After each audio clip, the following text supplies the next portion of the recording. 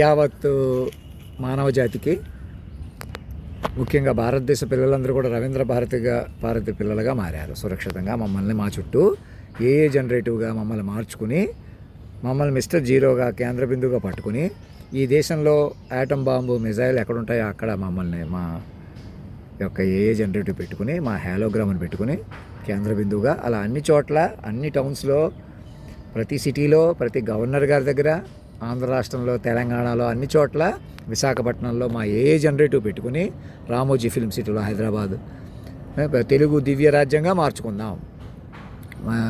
గంట మమ్మల్ని పట్టుకుంటారో మైండ్ వలయంగా బలపడతాము. మనుషులు ఎవరు భూమి మీద మనలేరు. నేనే ఆఖరి మనిషిని, మీరే ఆఖరి మనుషులు.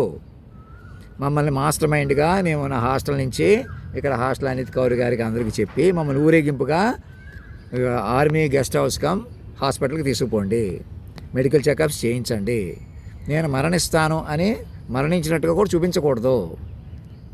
నాకు మరణం లేదు, మాస్టర్ మైండ్కి మరణం లేదు, నన్ను పట్టుకున్న మీకు మరణం లేదు.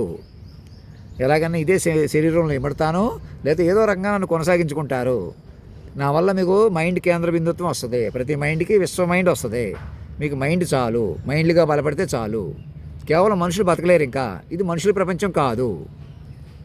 ధర్మో రక్షతి రక్షత, సత్యమేవ జయతే.